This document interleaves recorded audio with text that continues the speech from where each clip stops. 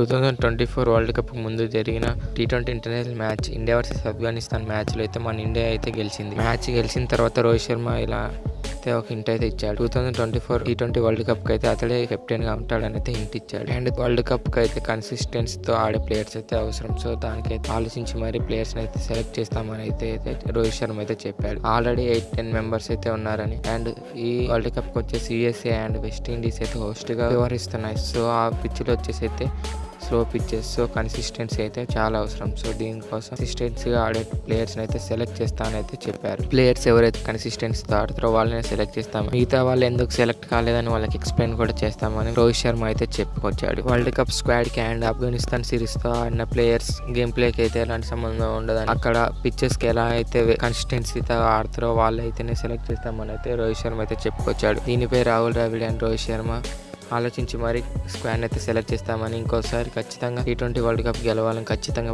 ప్రయత్నం చేస్తామని అయితే చెప్పుకొచ్చాడు. మీరైతే మన 2024 world cup T20 world cup squad ఎలా ఉంటుందో, ఏ ప్లేయర్స్తో ఉంటుందో అయితే కామెంట్ చేయండి. చూద్దాం ఎంతమంది ప్లేయింగ్ 11 సేమ్ కామెంట్ చేస్తారు.